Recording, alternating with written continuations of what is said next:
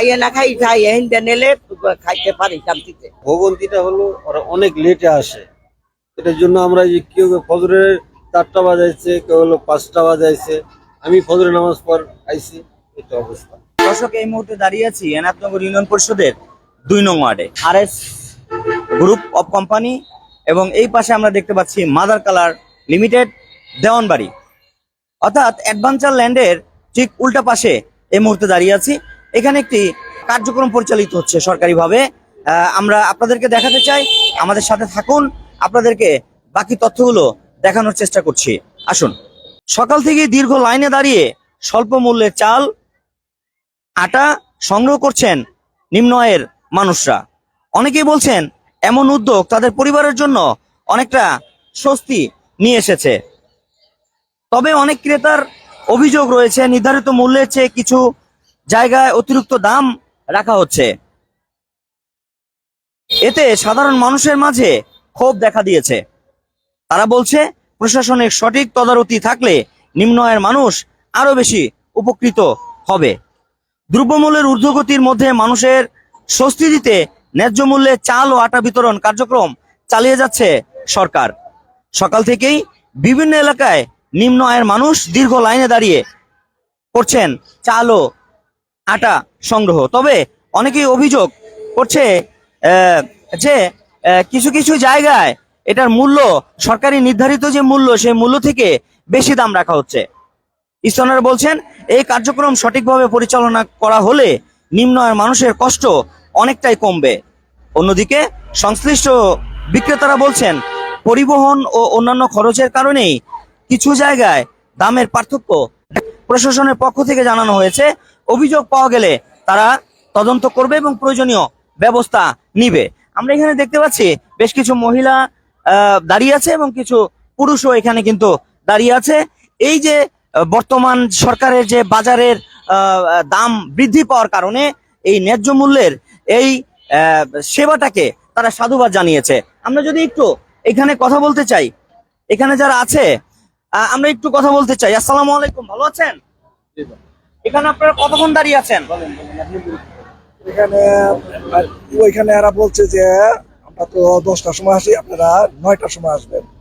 আমরা সকালে আসার উদ্দেশ্য হলো যে আগে আসবো, আগে সিরিয়াল নেবো, এই জন্য সকালে এসে থাকতে হয়, তাহলে কাঠ আসলে পরে আসলে কাঠ পাওয়া যায় না।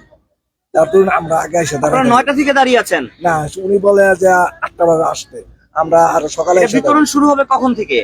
10টা 11টা থেকে। এখানে কি নির্ধারিত মূল্যে চাল এবং আটা দেওয়া হয় নাকি বেশি নেওয়া হয়? না, নির্ধারিত মূল্যে দেওয়া হয়, কিন্তু ভোগান্তিটা হলো ওরা অনেক লেটে আসে, এটার জন্য আমরা যে কেউ ফজরের 4টা বাজাইছে, কেউ হলো 5টা বাজাইছে, আমি ফজরের নামাজ পর আইছি, এটা অবস্থা। আর এখন বাঁচতেছে কয়টা, আপনি এখন ঘড়িতে দেখেন 5টা বাজে, আমাদের 8:30 বাজে। দীর্ঘক্ষণ লাইনে দাঁড়িয়ে থেকে চাল এবং আটা কি অবশেষে পাবেন? এটা কি মনে হয়? আর ওই যে কি চাল আটা আছে?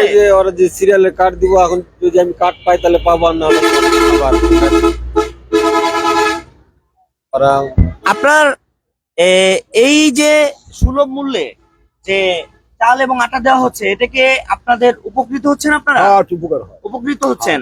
কত টাকা মূল্য কম পান বাজারের তুলনায়? বাজারে কম হইলে 30-20 টাকা কম পাই পার কেজিতে। চালের পার কেজিতে 20 টাকা কম পান। আর আটাতে?